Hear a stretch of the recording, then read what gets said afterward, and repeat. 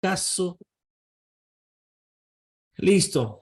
Mayordomía y administración, ¿no? Este es un tema importante. Tal vez nos sorprenda en cierto aspecto si nosotros, por ejemplo, nos ponemos a pensar sobre este tema,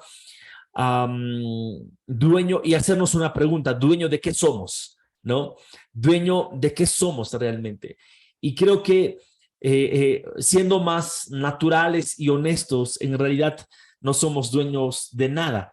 Esto, aunque para muchos termina siendo un pensamiento muy confrontante, más para los materialistas, más para aquellos que creamos de repente cierto apego a las cosas, ¿no? Ahí es donde comenzamos a sentir de repente ese impacto de cómo no voy a ser dueño de nada, ni de los propios hijos, ¿verdad? De hecho, nos han educado diciendo que esta es mi casa, este es mi dinero, esta es mi familia, esta es mi vida, este es mi tiempo, este es mi talento, y todo ese sentido de propiedad. Y mucho más para el latino, por ejemplo, para nosotros, ese sentido de pertenencia nos ha llevado a tener una cultura muy egoísta, ¿no? Nos ha llevado a ser muy mezquinos, a no compartir, a no o dar, siempre buscar para nosotros un sentido de propiedad bastante, ¿no? Y si hablamos de una cultura cusqueña en ocasiones es mucho más todavía, ¿no?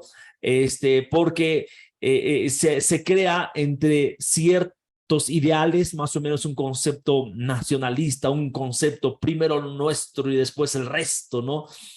Y demás, ¿no? O sea, va a ir surgiendo, pero cuando nosotros hacemos la pregunta: ¿dueño realmente de qué somos? De nada, ¿no? Dueños de nada. ¿Cómo así, pastor? Entonces, creo que hoy vamos a entender un poco también sobre el hecho de romper ciertos paradigmas que en el camino nos han ido haciéndonos sentir dueños de algo, y cuando los perdemos nos cuesta dejarlos, ¿no? Incluso hasta de la misma economía, ¿no? No sé si ustedes ven un día, te pagan tu sueldo y tú lo miras con tanto entusiasmo: esto es el fruto de mi trabajo, este es mi sueldo, ¿no? Y al rato de repente se lo está llevando la SUNAT, se lo está llevando los servicios de luz, agua, ¿verdad? Se lo está llevando a alguna otra empresa más. Entonces tú dices: esto era mío, ¿no? Y llega un momento en el que nos damos cuenta de que nada de lo que tenemos en este momento, aún aquí con nosotros, termina siendo nuestro realmente. O sea, lo puedes usar, la misma ropa que tienes puesta está allí contigo, te cubre ciertamente, pero no te vas a morir, te vas a ir con la ropa que tienes. Más, de repente, lo que sí podríamos hacer es el buen uso que nosotros le debemos de dar, sea a la ropa, sea al tiempo, sea a la cuestión familiar, etcétera, etcétera, ¿no? Entonces, todo lo que cualquiera posee en esta vida, de alguna manera, es nada más que parte de la mayordomía que Dios nos ha dejado. Es parte de la responsabilidad que tenemos de parte del Señor, que nos ha encargado. No somos dueños de todo, pero sí tenemos una responsabilidad para con el dueño, ¿no? Entonces, todo lo que poseemos es de Dios, es para Dios, dice la Biblia. Pero aquí viene el punto: se nos ha dado a cada uno de nosotros esa responsabilidad de administrarlo. Mientras tanto, ¿qué significa? De que si el Señor te ha dado todo lo que tú posees, Él va a venir en un momento dado y te va a pedir cuentas de eso que te ha encargado, porque no es tuyo. La misma congregación, para nosotros los pastores, no es mi congregación, no es mío, sino es la congregación que Dios me ha dado a administrar. Y va a haber un momento en que vamos a rendir cuentas. ¿Por qué?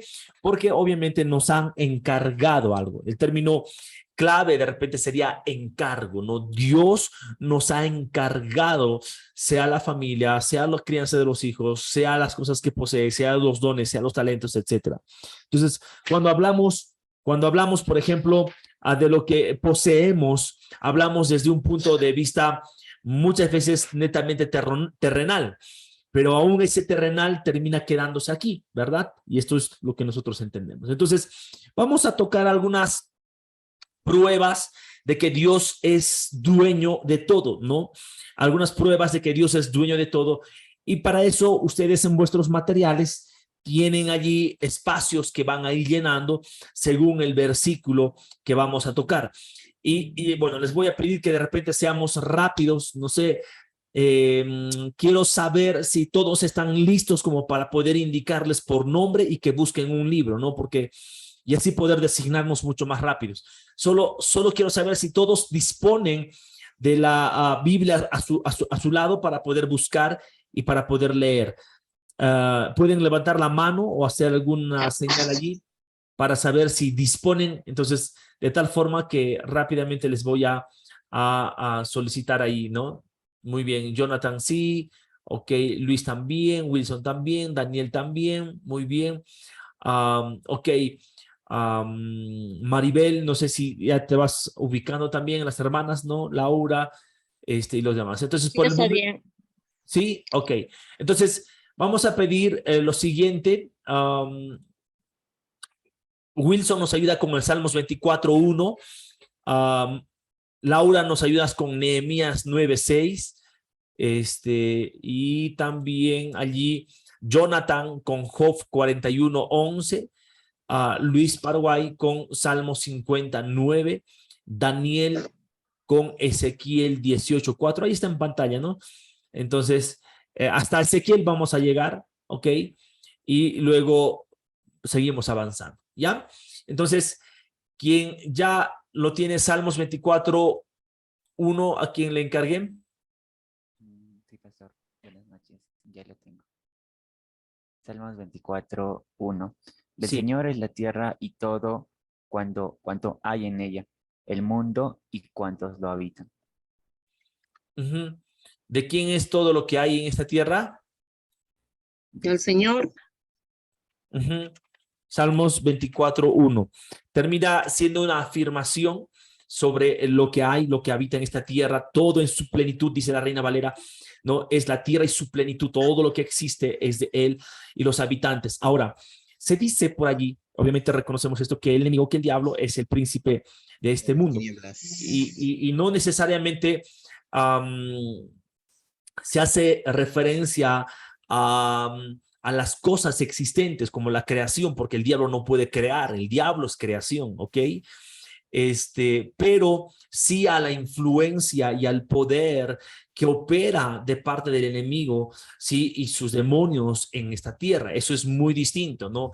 Es como que ya hubiese ocupado, pero claro, el enemigo, el diablo, no ha creado ni un árbol, no ha creado ninguna de las cosas que se poseen, que poseemos, que poseamos allí, ¿no? Entonces, pero él sí tiene esa autoridad o ese gobierno. Entonces, Salmos capítulo 24:1 nos dice, la tierra es del Señor y todo lo que en ella hay, todo lo que en ella hay, en el mundo y todos sus habitantes le pertenecen, ¿no? Todos sus habitantes le pertenecen. Entonces, eso es lo que menciona Salmos 24, no todo lo que existe, todo lo que hay en esta tierra es de el Señor, le pertenece a Dios. Nehemías 9:6. Amén. Pastor dice, tú, Señor, solo tú eres Dios. Tú creaste las estrellas, la tierra y todo lo que hay en ella. Hiciste los mares y todo lo que hay en ellos. Como en el alma del Padre. Así el Es alma muy del interesante Hijo, este versículo, ¿verdad? Porque falta, pastor, dice, tú le diste vida a todo y todos los ángeles del cielo te adoran. Amén. muy bien. Ok, vea, este Salmos en la Nueva Traducción Viviente dice así, ¿no? Solo tú eres Señor, ok. Eso lo hablamos en 2, 3 clases anteriores cuando hablamos del señorío, ¿verdad? De Dios, de Jesucristo. Tú hiciste el firmamento y los cielos y todas las estrellas, hiciste la tierra, los mares y todo lo que en ella hay. Vea, este es un versículo que se escribe hace miles de años atrás, que de alguna manera nos va dando una cosmovisión mucho más amplia de lo que era el diseño o la creación, ¿no? Entonces, de alguna manera, con este versículo uno podría decir, oye, existe mares, existe tierra, existe estrellas, hay cielos, ¿verdad? Etcétera, ¿no? Entonces, pero también dice ese mismo versículo, tú los preservas a todos y los ángeles del cielo te adoran, recordando y reconociendo que también los ángeles son creación de Dios. Entonces, en el primer versículo, todo le pertenece a Dios. En Nehemías 9:6 encontramos que toda la creación como tal es del Señor. Dios lo ha creado, lo ha diseñado. Amén. Y ojo, estamos leyendo versículos del Antiguo Testamento que obviamente van afirmando, ¿no? La creación afirma de quién es, pues, su creador, su dueño, por así decirlo. Job 41:11. Sí, dice,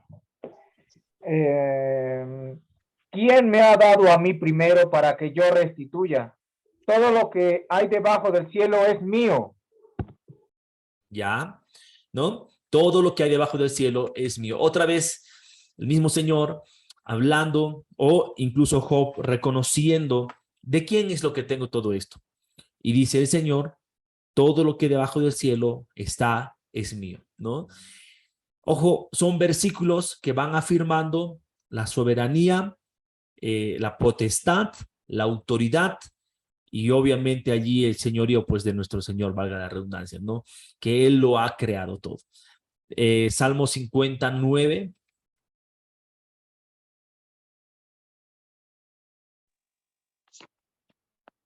Sí, ¿se me escucha?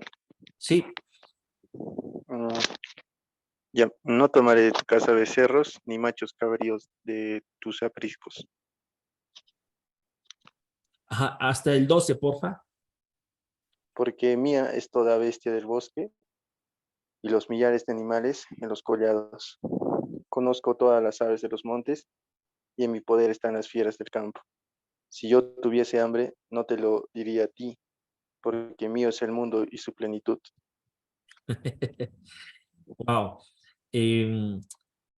Otra vez, la misma Biblia en su autoridad, hablando sobre el gobierno, sobre el poderío del Señor. Vea, si no es nuestro esta creación tan maravillosa, y la pregunta es ¿por qué nosotros somos las que las maltratamos, las que las mal cuidamos, ¿no?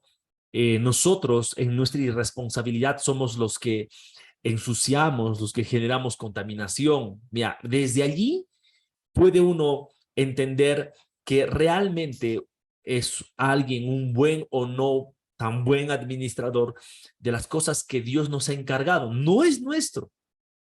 Eso sí lo sabemos, pastor. No es nuestro. Y si no es nuestro, nadie toma algo que no es suyo para dañarlo.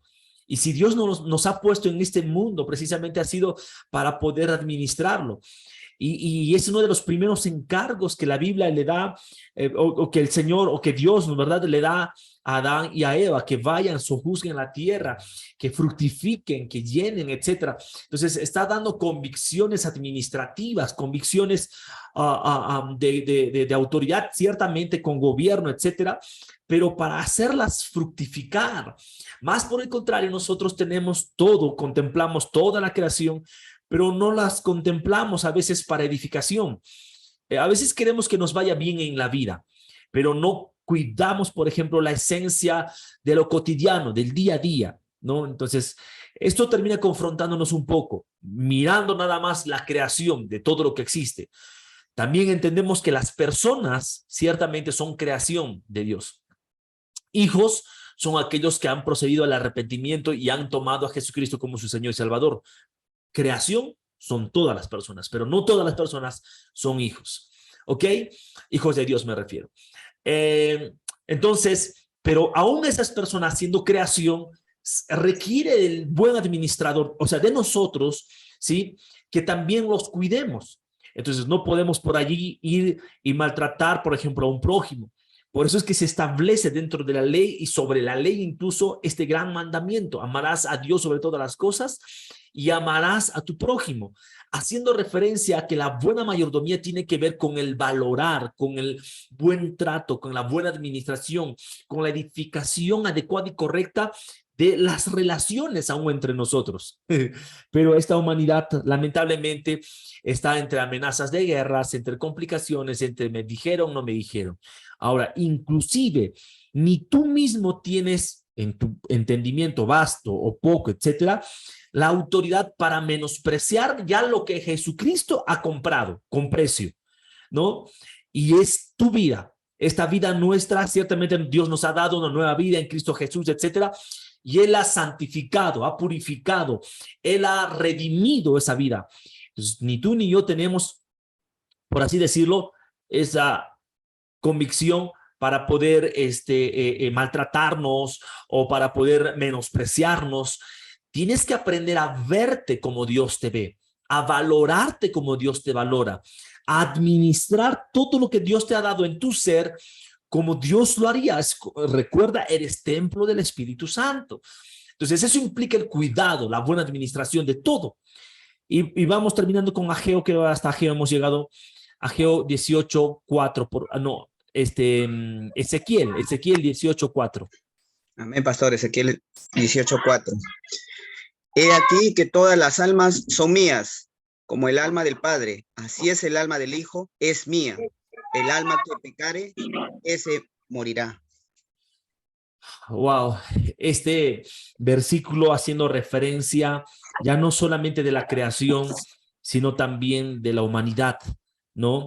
Pero hay, dentro de esa administración divina, por así decirlo, hay dos consecuencias, ¿no? Todas las almas son mías, ¿verdad? Pero dice, como el alma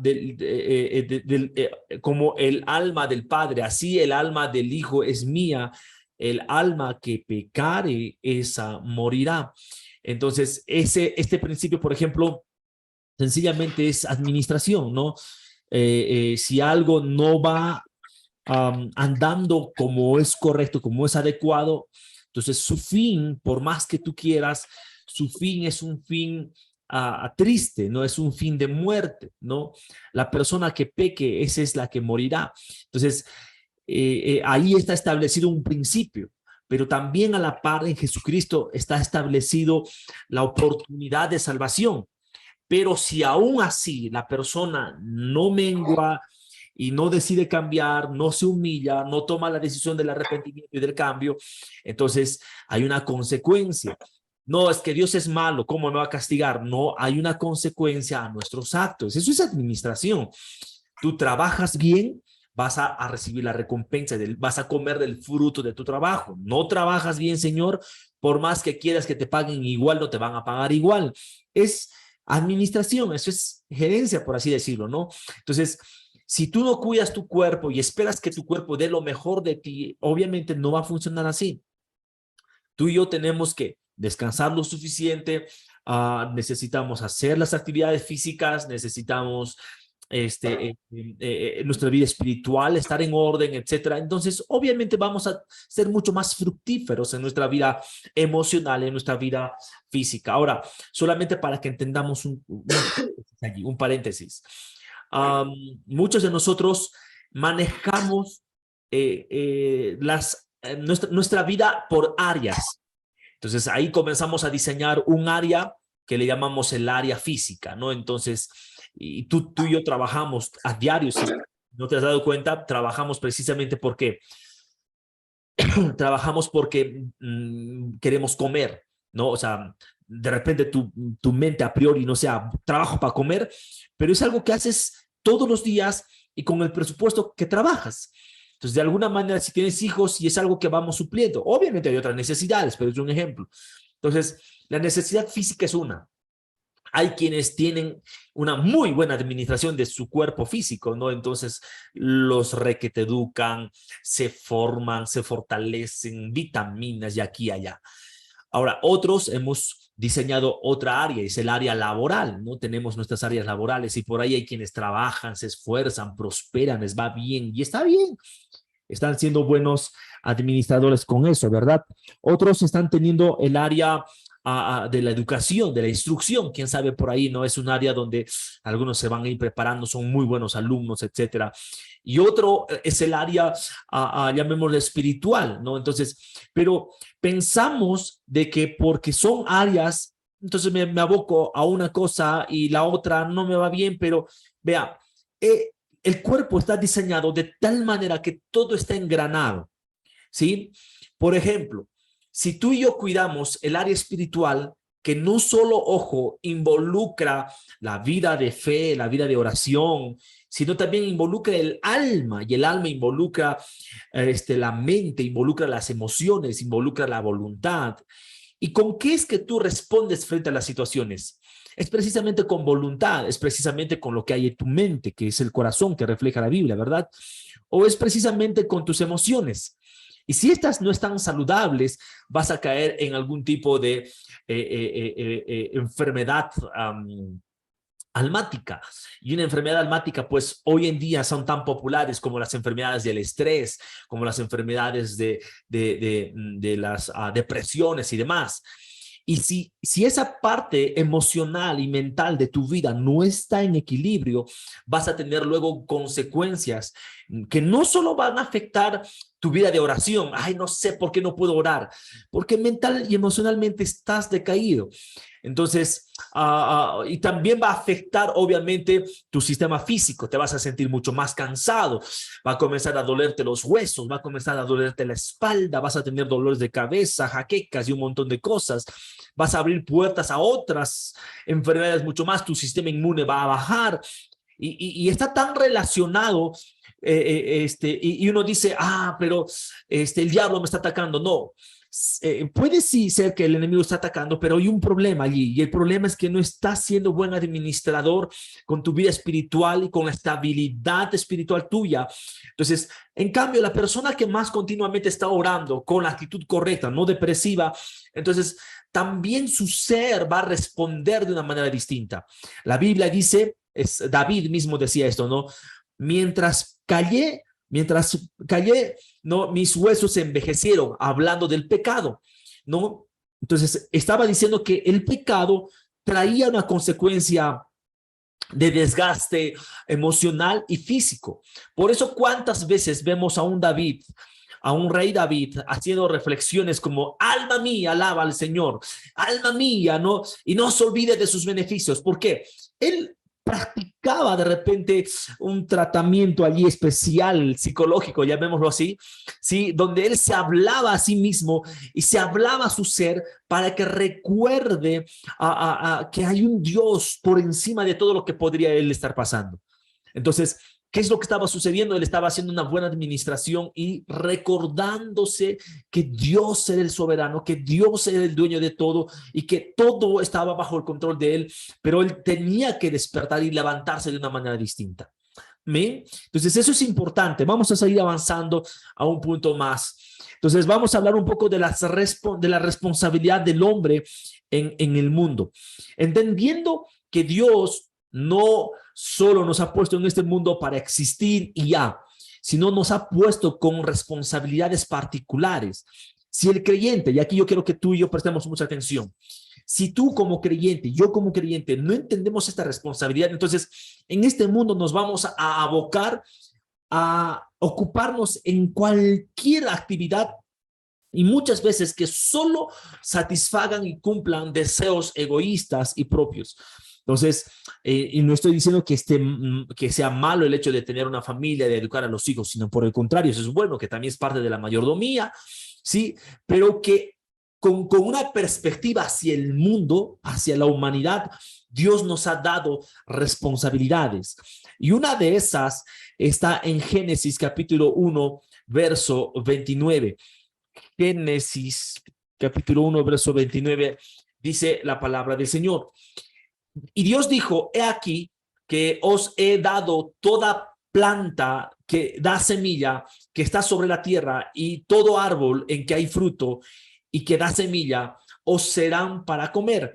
Entonces, no solo eso, sino el siguiente versículo termina afirmando un poco más, hasta el verso 26, por ejemplo, dice: entonces dijo: hagamos al hombre a nuestra imagen y conforme a nuestra semejanza, y señoree en los peces del mar, en las aves del cielo, en las bestias de toda la tierra y todo animal que se arrastra sobre la tierra. Que le está dando autoridad, le está dando una asignación, le está dando una comisión. Verso 27, y creó Dios al hombre a su imagen, y a imagen de Dios lo creó, varón y hembra los creó. Y ahí vemos que el Señor también está diseñando a una mujer. Yo quiero que entendamos esto, que Dios antes, y esto es para los jóvenes, ¿no? Antes de diseñar, quién sabe, la perspectiva de matrimonio, había diseñado la perspectiva del trabajo, ¿sí? Para con los jóvenes, por lo menos. Entonces, antes de estar pensando en buscar esposa, novia, aprende a trabajar, ¿no? Esto es lo que está diciendo la palabra, aprende a trabajar, ¿verdad? Porque primero se le asignó todo esto y después Dios creó la ayuda idónea, diseñó a la mujer, etcétera.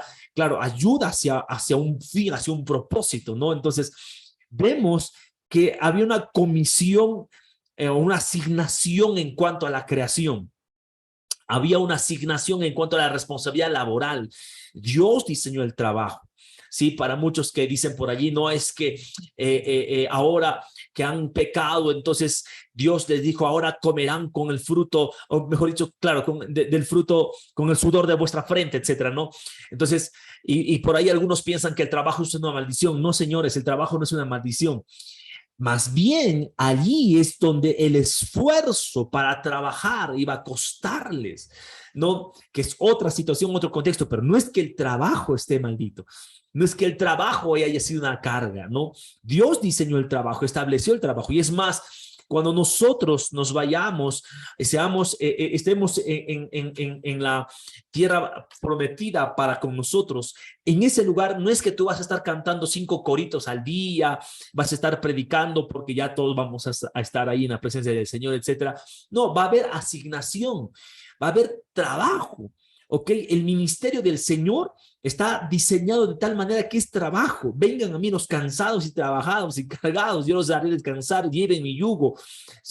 Entonces está hablando de también trabajo, no está quitando el trabajo, no está eximiendo al hecho, ay, pobrecito, estaban cansados y ya no les sale trabajar más. No. Entonces, parte de la responsabilidad del hombre en el mundo implica trabajo. ¿Pero qué tipo de trabajo, pastor? El trabajo de hacerlo, de hacer prosperar, de sojuzgar, que es el buen gobierno, la buena administración, ¿no? Señoré, dice, señoré en los peces del mar, ¿no? En las bestias. ¿Qué es señorear? Pues es esa autoridad, es ese gobierno, ¿verdad? Reinar sobre ellos, ¿no? Entonces, yo creo que esta es una labor particular que Dios nos ha dado con respecto a la creación, ¿no? Administra lo que Dios te ha dado. Ahora, ¿cuál sería la creación relativamente para nosotros? De alguna manera sería pues nuestras casas, ¿no? Entonces tú tienes tu casa, tu hogar, tienes una creación que el Señor te ha dado allí, administra, haz prosperar lo que Dios te ha dado, ¿no? Entonces, ahora, otra de las cosas que habla con respecto a este punto, a la responsabilidad del hombre frente al mundo, está en Lucas capítulo 16, verso 9. Vaya, de repente me puede ayudar Laura a buscar luego Primera de Corintios 4:7, Daniel Hechos 4:32, ¿sí? Jonathan, Lucas 12:16, ¿ya? Y ¿quién más puede? Wilson, Segunda de Corintios 9:7, ¿ya? Muy bien. Entonces, estamos en Lucas 16:9. Eso le dije a alguien, si no, Lucas 16:9. Ok. Dice la palabra, y yo os digo, ganad amigos por medio de amistad injustas para que cuando estas falten os reciban en las moradas eternas, ¿no? La Nueva Traducción Viviente dice de manera interesante. Aquí está la lección, usen sus recursos mundanos para beneficiar a otros y para hacer amigos. Entonces, cuando esas posesiones caben, ellos les darán la bienvenida a un hogar eterno. Ok, listo. Entonces, tenemos, por ejemplo, el segundo punto es la amonestación de ser buenos administradores, ¿no? La sed de buenos administradores te está diciendo, usa los recursos que te estoy dando en esta tierra. Lo material, úsalo bien.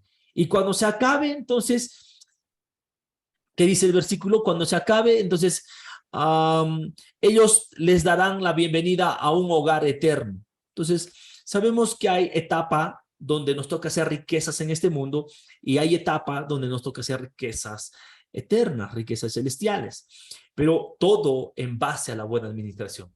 Ay, pastor, es que no tengo tiempo para servir, es que es muy complicado. Ok, lo que estás haciendo es ser buen administrador, quién sabe, con los recursos de este mundo, pero también Dios te ha dado la capacidad de ser administrador con los recursos eternos. Entonces eso implica, por ejemplo, el servicio, ¿no? Entonces, por allí, que más o menos ya vayamos pensando en cómo y de qué forma. Primera de Corintios 4:7, ¿quién lo tiene? Amén, pastor. Léelo, por favor. Dice así, porque ¿quién te distingue o qué tienes que no hayas recibido? Y si lo recibiste, ¿por qué te glorías como si no lo hubieras recibido? Muy bien. Este es un versículo que a través de preguntas nos hacen entender que hemos recibido todo de Dios. Y dice, ¿no? ¿Qué tienen que Dios no les haya dado? Y si todo lo que tienen proviene de Dios, ¿por qué se jactan como si no fuera un regalo? Y este es un punto, ¿no? O sea, todo lo que poseemos, lo que tú tienes ahí, proviene de Dios, ¿no? Dios nos dio todo, ¿ok? Entonces, si de Él proviene, a Él rendimos cuentas, ¿ok? Hechos 4:32. Amén, pastor. Uh-huh. Y la multitud de los que habían creído era de un corazón y un alma, y ninguno decía que era suyo, nada de lo que poseía, sino que tenían todas las cosas en común. Esa es una práctica de la iglesia primitiva, por ejemplo, ¿no? La iglesia primitiva lo que hacía era compartir las cosas. Si había alguien que estaba llegando y tenía necesidades, compartían. Y de repente voy a usar así como cuando habló de Esteban, por ejemplo, era una persona que había vendido sus terrenos y los había puesto allí como una ofrenda a los pies del Señor, ¿no? O sea, como una ofrenda para la obra y el avance. Hubo otras personas que también hicieron lo mismo, pero con un corazón equivocado, y eso hablamos el domingo pasado, ¿no? Y era un matrimonio. Entonces, ¿qué era nuestro? O sea, ¿qué es nuestro? Ellos habían entendido que de parte de Dios venía todo y Dios también, ¿no? Si lo damos o lo sembramos, esto termina siendo, de hecho, una puerta abierta para encontrar mucho más en el Señor. En la congregación, solo haciendo una mea testimonio, ¿no? Ahí con respecto a generosidad. Hay un hermano que por lo menos cada 2 meses, fuera de sus ofrendas, fuera de sus diezmos, etcétera, él siempre junta un recurso para ayuda a los hermanos de la congregación que están en necesidad. Entonces, lo que nosotros hacemos cada vez que llega ese presupuesto, que no sabemos si será fijo o no, pues la verdad, hasta hoy que lo estoy hablando me he puesto a pensar, ¿no? Pero hacemos una pequeña lista y comenzamos ya a prever, sea que sea mucho o no, pero viene con un corazón y es el de servir, ¿no?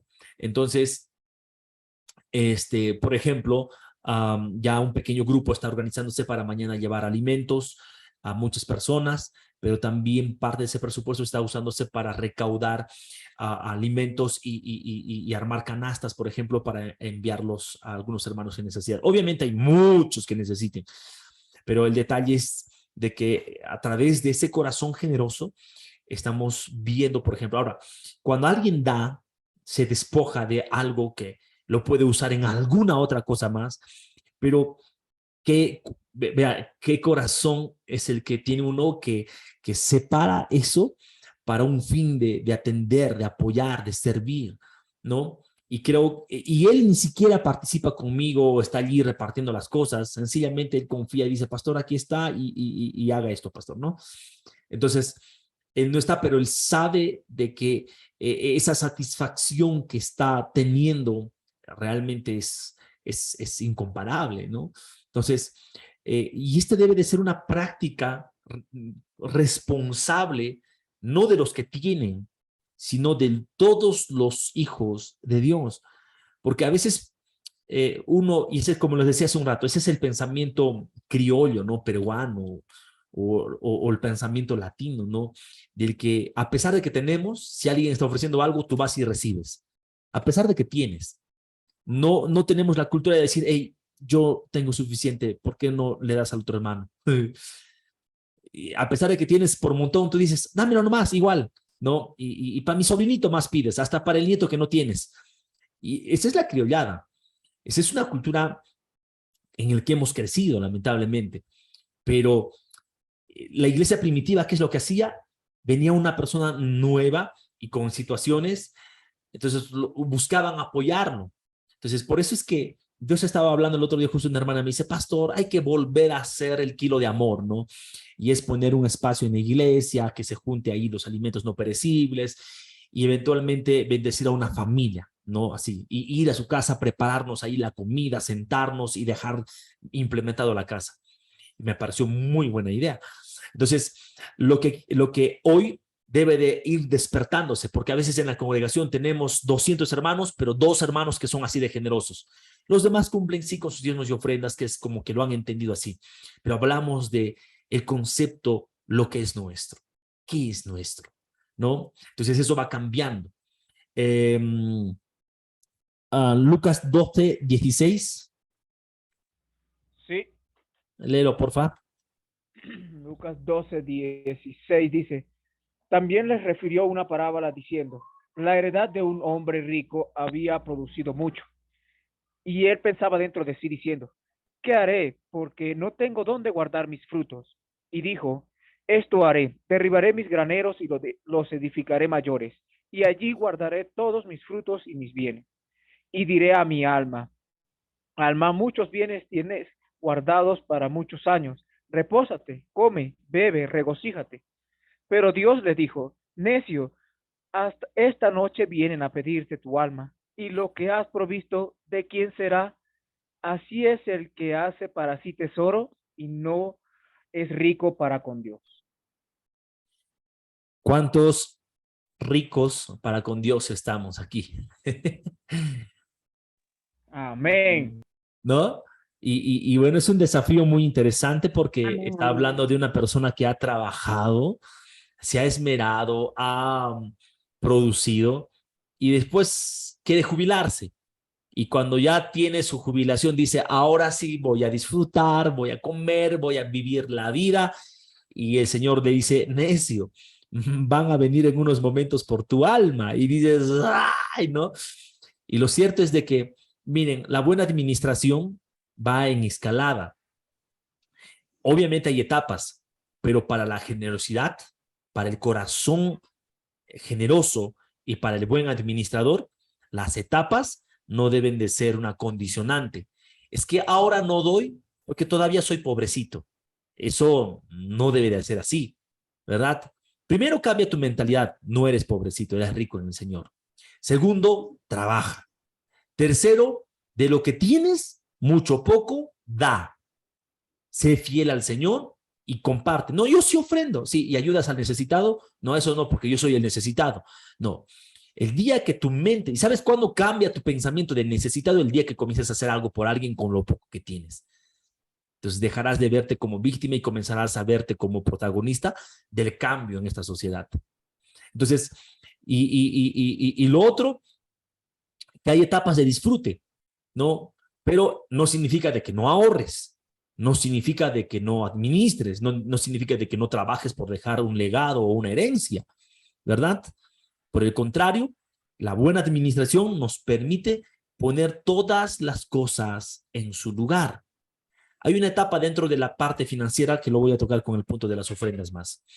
Segunda de Corintios 9:7. Segunda de Corintios 9:7. Cada uno debe dar según lo que haya decidido en su corazón, no de mala gana ni por obligación, porque Dios ama al que da con alegría.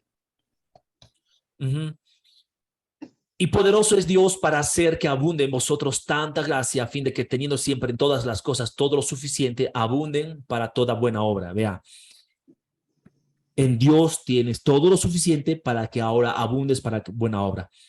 3 cosas está hablando este versículo. La primera, que como propusiste en tu corazón, dalo, pero no con tristeza. Te habla de la actitud, pero te habla del dar. Segundo, habla de que Dios va a retribuir, va a bendecir, va a prosperar esa generosidad que es por gracia, ¿ok? Es decir, que Dios va a respaldar o a responder, etcétera, ¿no? Tercero, al tú recibir más, dice, vas a tener ahora suficiente para buenas obras. Entonces, las riquezas, la economía y todo lo que Dios nos ha dado a administrar no debe de tener una cuestión pasiva, ¿no? Sino más bien por el contrario, debemos de estar en esa dinámica saludable, productiva y de manera constante, ¿no? Para seguir avanzando y creciendo. Y lo que te iba a hablar en este punto era lo siguiente. Hay etapas en nuestras vidas. Una de las primeras etapas es cuando trabajamos para suplir necesidades, ¿no? Si yo te pregunto cuáles son tus necesidades, seguramente me vas a comentar muchas. Pero se trabaja para suplir necesidades. Pero ojo, eso no implicando de que, porque tengo necesidades, no tengo el corazón generoso y no tengo el corazón fiel. No. Porque si vas a solo crecer con una mentalidad de suplo necesidades, créeme que el momento en el que alguien te hable del da, ayuda, bendice a otros, te es más difícil. Te es mucho más difícil. Porque la mentalidad con que siempre has trabajado y has administrado tus riquezas o has administrado tus recursos, ¿cuál ha sido? Una mentalidad de necesidad. Entonces, por eso es que cuesta soltar, desprendernos de cosas, ¿no?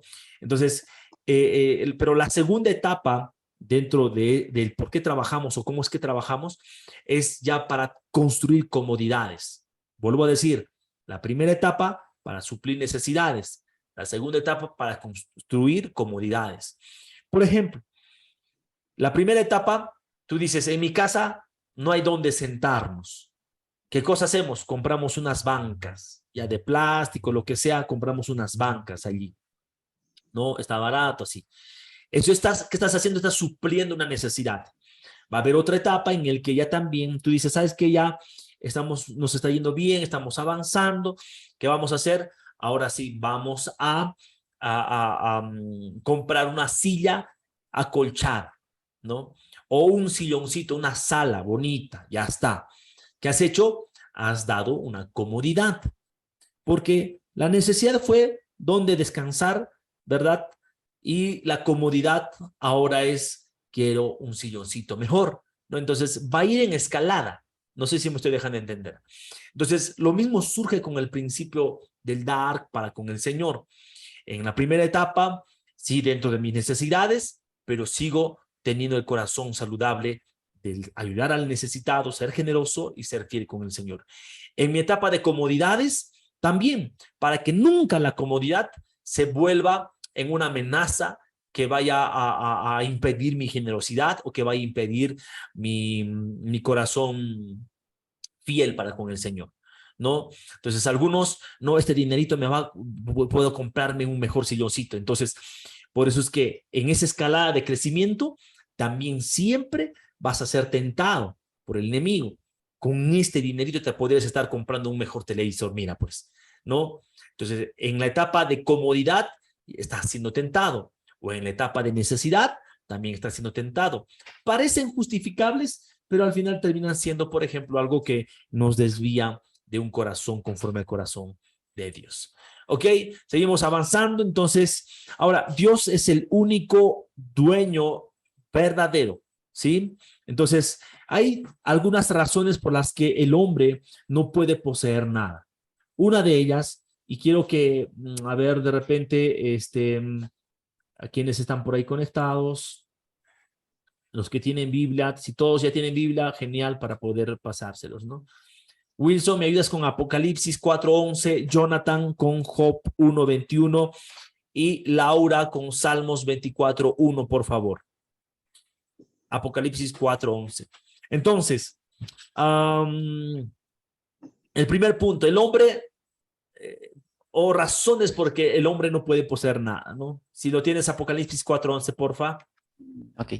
Digno eres, Señor y Dios nuestro, de recibir la gloria, la honra y el poder, porque tú creaste todas las cosas, por tu voluntad existen y fueron creadas. Entonces, por ejemplo, esta verdad, lo que establece es que el hombre no puede poseer nada, es porque no puede crear nada, ¿no?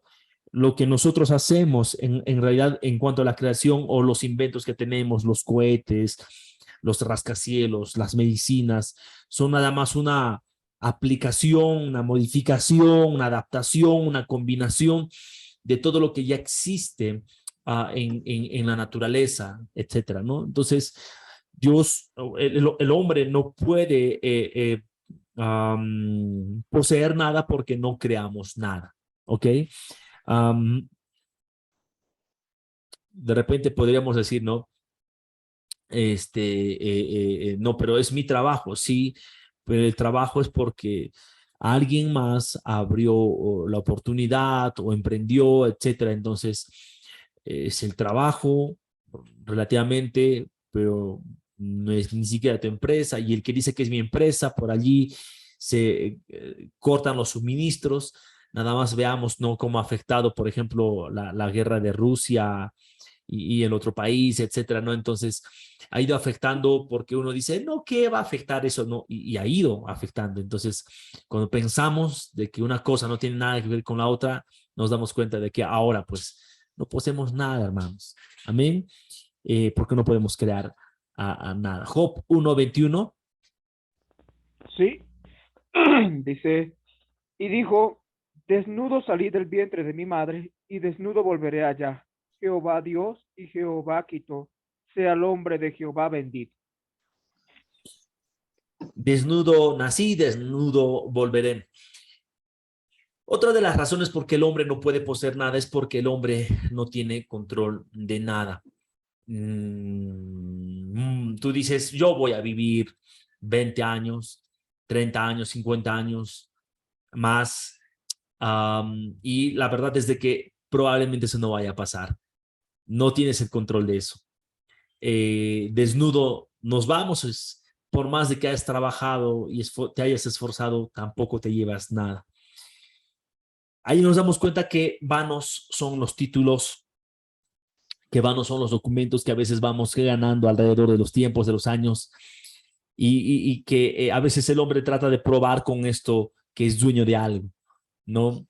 Ni el título propiamente de terreno que a veces quisiéramos y cuánto soñamos por esto, termina siendo algo netamente nuestro, ¿no? Entonces, de hecho, es aquí cuando nosotros comenzamos a pensar muy bien en ese sentido. Salmos 24:1, por favor.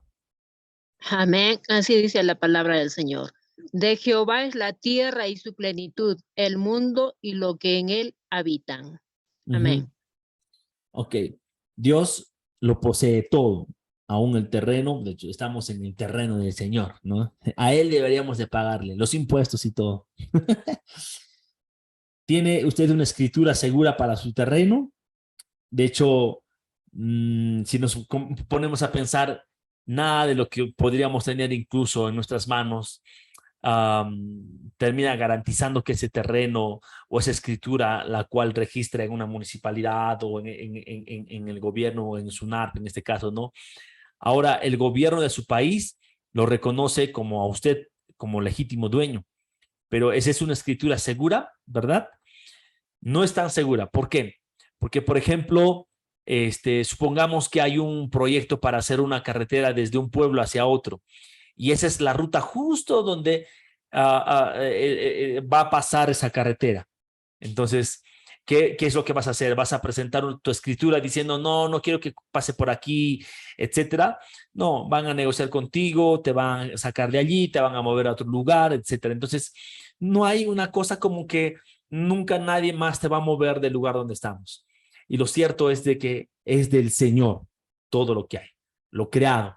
y su plenitud, ¿no? Todo es del Señor.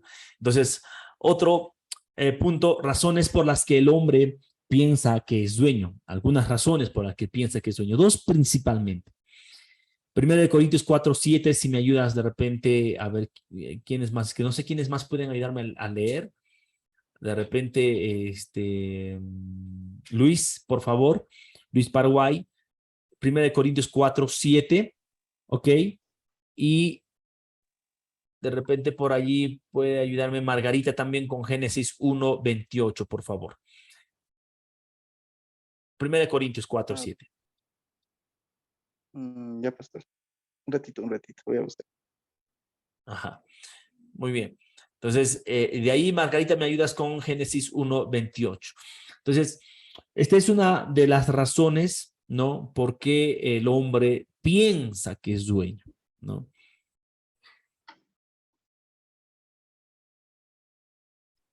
Ya, pastor. ¿Hasta qué versículo, pastor? Al 7 nomás, 4:7.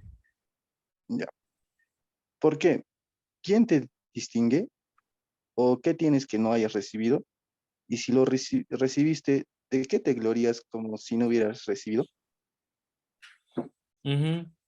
¿De qué te glorias, no? Y ese es el punto, ¿no? ¿Por qué te jactas?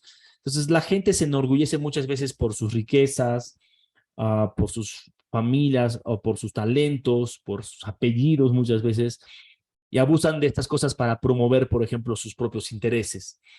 Hoy en día vamos a notar en el mundo, según los contextos globales, familias poderosas, ¿no? Que claro, en su énfasis de emprender, de lograr cosas, años tras años monopolizaron situaciones, etcétera. Tenemos la familia Rockefeller, tenemos en el Perú, por ejemplo, los Romero, etcétera, ¿no? Entonces, vamos a toparnos de repente con personas que en algún momento, si es que ellos tienen un corazón orgulloso, creerse superiores, dominantes, entonces, y así van a pensar que son dueños incluso. Ahora, probablemente por medio de esas riquezas puedan manipular, como dicen por allí, intentar poner hasta las autoridades, etcétera, ¿no? En el mundo. Y probablemente sí, porque son logias, son grupos creados muchas veces para poder demostrar de algo que se sienten y creen muchas veces tener el poder, pero la verdad es de que ellos van a morir como cualquier persona más moriría. En muchos de los casos, incluso hasta con peores enfermedades, con situaciones mucho más complicadas, etcétera, ¿verdad? Entonces, no es tanto ese el punto, pero el detalle es de que polvo fuimos, polvo volveremos, ¿no? Entonces, esa jactancia de creer, de poder y todo lo demás, es un engaño que nosotros nos hacemos a nosotros mismos. Cuando podríamos generar y gestar de mejor forma de repente en la vida y organizarnos y administrar de mejor manera las cosas que poseemos. Génesis 1:28, por favor.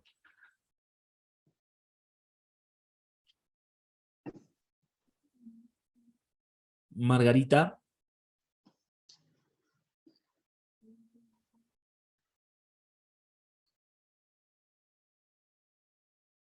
Hola. Ok, si alguien tiene listo de repente ese versículo, ¿me ayuda? ¿Ya puedo leerlo, pastor? Sí, sí. Ya. Génesis 1, versículo 28. Luego Dios los bendijo con las siguientes palabras. Sean fructíferos y multiplíquense, llenen la tierra y gobiernen sobre ella, reinen sobre los peces del mar, las aves del cielo y todos los animales que corren por el suelo. Amén. Entonces, otra de las cosas porque a veces el hombre se cree dueño o de repente es porque nos creemos en la disposición de la naturaleza, más no en el cuidado. Es decir, rechazamos de alguna manera este principio de Génesis 1:28, que dice fructificad, es decir, que no lo acaben, no lo deterioren, como dirían por allí, ¿no? Si talo un árbol, planto dos, pues, ¿no? Ya, entonces estoy de alguna manera no deteriorando, no acabando solamente con los árboles, ¿no? Multiplícalo, ¿no? Es verdad, sí vamos a querer de sus frutos, vamos a necesitar la madera, vamos a necesitar un montón de cosas, los peces mismos, etcétera. Pero más es la extinción en estos tiempos que el cuidado, ¿no? Entonces, esta no era una labor solamente para Adán y Eva, esta era una labor para todos nosotros, ¿no? O sea, para que tú y yo también cuidemos. Entonces, he aquí una responsabilidad clara con respecto a por qué el hombre muchas veces se cree dueño de, ¿no? Entonces, y tan ciegos en ocasiones, terminamos cazando animales, acabando, extinguiéndolos, sacando ciertos beneficios como años atrás, la caza de las ballenas y una cosa y la otra. O sea, realmente es increíble esto, ¿no? Entonces, muy bien, vamos a continuar hablando sobre este punto. Hay un versículo en Lucas capítulo 12, verso 16, dice, luego les contó una historia, un hombre rico tenía un campo fértil que producía buenas cosechas, se dijo a sí mismo, ¿qué debo de hacer? No tengo lugar para almacenar todas las cosechas. Entonces pensó, yo sé, tiraré abajo mis graneros y construiré uno más grande, así que tendré lugar suficiente para almacenar todo mi trigo y todos mis bienes. Luego me pondré cómodo y me diré a mí mismo, amigo mío, tienes almacenado para muchos años. Relájate, come, bebe, diviértete. Pero Dios le dijo, necio, ¿verdad? Es el versículo que leímos hace un momento, vas a morir esta misma noche. Ahora, este versículo es muy interesante porque el texto bíblico dice, la heredad de un hombre rico que había producido mucho. Y Dios dice, aunque tú no lo mereces, yo te he bendecido para que produzcas mucho. ¿Y cuál es la responsabilidad del hombre? Que bueno, y es reconocer de repente la labor y el trabajo que por gracia tenemos de parte del Señor, ¿no? Entonces, el texto bíblico dice, y él pensaba de sí mismo, ¿qué haré? ¿Por qué no tengo dónde guardar mis frutos? Dios dice, comparte tus frutos con los necesitados. Pero a veces uno que dice, voy a buscar un lugar para seguir guardándolo, ¿no? Y ese es un poco el reflejo del corazón necio, ¿verdad? La palabra de Dios dice, derribaré mis graneros y edificaré mayores y allí guardaré todos mis frutos y mis bienes. Que dice que hagamos Dios. No olvides que yo soy el dueño, no robes mis cosas, no los guardes, porque al no hacerlos productivos y al no compartir muchas veces lo que hacemos es retenemos.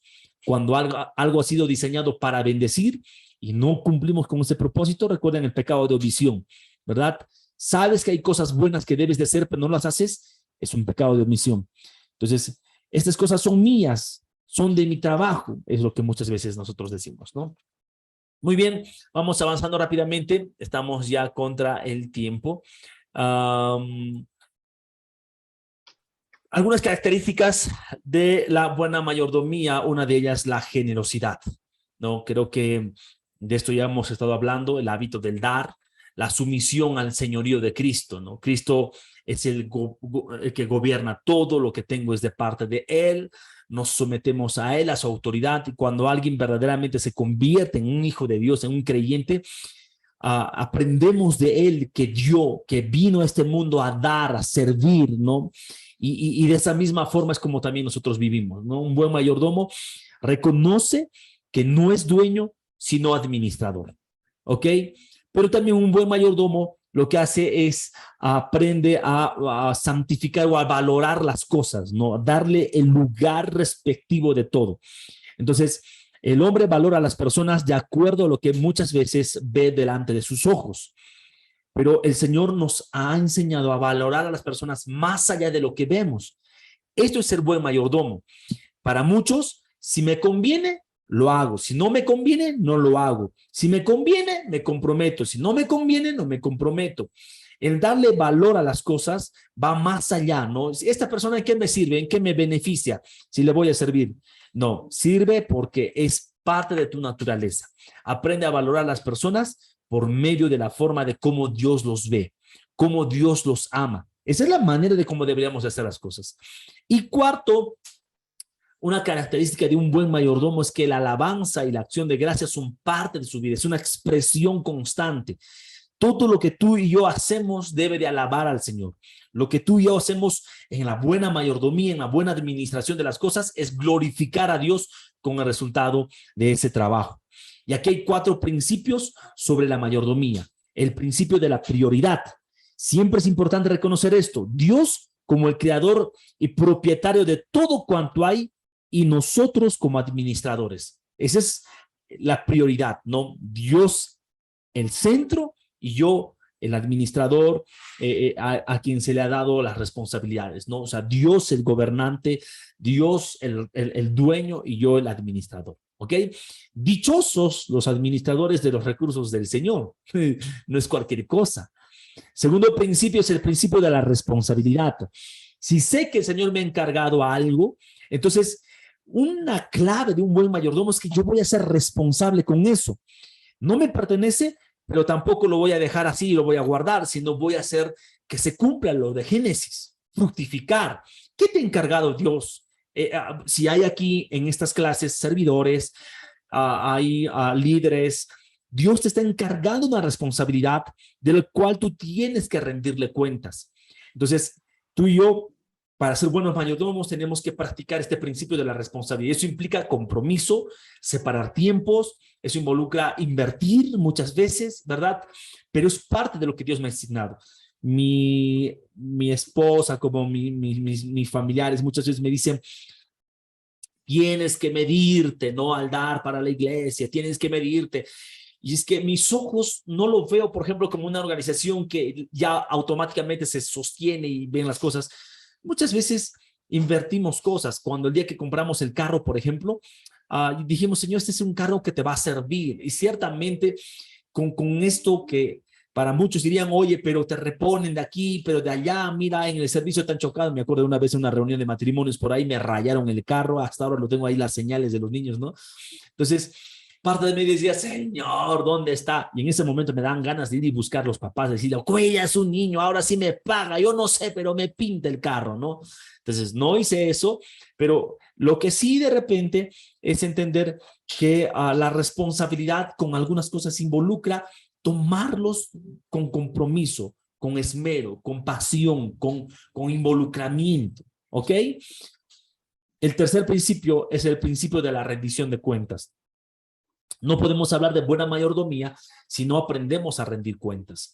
Es decir, que de todo lo que tú y yo hagamos, ¿sí? Vamos a dar, vamos a informar, vamos a compartir. Y eso se aplica dentro de un liderazgo aquí. No, yo ya rendiré cuentas de las cosas que Dios me ha dado allá, el día que tenga y me vea con el Señor. No, Dios ha puesto autoridades, Dios ha puesto cabezas dentro de las congregaciones y obviamente ese principio saludable de rendir cuentas.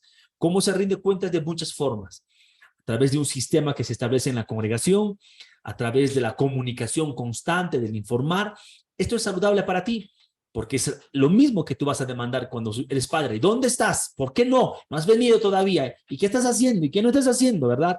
Entonces, todo eso va siendo importante para cada uno de nosotros. El principio de la recompensa. Y está siempre el punto. Has trabajado, has sido aprobado, ahora lo que te queda es la recompensa. Y esto es algo que el Señor siempre va a dar para los buenos mayordomos. ¿Ok? Entonces, tu responsabilidad como mayordomo de Dios es que el concepto de mayordomía obviamente está allí ligado a la buena administración, ¿verdad? Por esto los pasajes que vamos a hablar siempre nos va a llevar a Génesis, donde cada una de las cosas que ahí se hacía era pues una expresión de una buena administración. Amén. Bueno, vamos casi terminando. Vamos a hablar sobre dos cosas que es importante recordar aquí. El primero, Dios te asignó una responsabilidad, así como Adán, específica de cuidar y de hacer fructificar las cosas que tenemos en nuestras manos.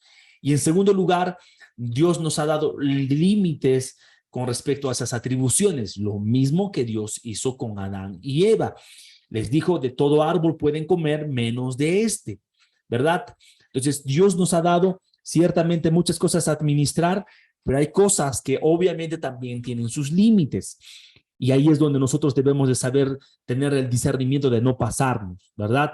Ciertamente el cuerpo que tienes, Dios te lo ha dado allí, pero no lo debes de exponer de tal manera de ser imprudente, por ejemplo, ¿no? Entonces, creo que aquí es importante reconocer dos tipos de autoridad que Dios como dueño tiene para con nosotros. El primero yo le llamo el derecho de la creación, que todos nosotros somos creación de Él, ¿no? Entonces toda la humanidad inclusive. Y Él tiene esa autoridad, ¿no?, absoluta sobre toda su creación, sobre nuestras vidas. Él es el creador. Pero hay un derecho o una autoridad mucho más interesante, que es el derecho por redención. ¿Qué significa esto? Que nosotros ahora que somos hijos de Dios, perdonados y redimidos, ahora lo que tenemos obviamente es pues esa pertenencia, pero con la autoridad divina, ¿no?, de Cristo, porque fuimos redimidos. Muchos de la creación obviamente están condenados, están perdidos, pero nosotros en Cristo tenemos este derecho de la redención porque hemos sido perdonados y hemos sido comprados por Él. Por eso es que nosotros por amor le servimos, nos comprometemos. Y hay algunos puntos más importantes con respecto a la mayordomía, ¿no? Y esto tiene que ver, por ejemplo, con la buena administración de las cosas que Él nos ha dado como posesiones.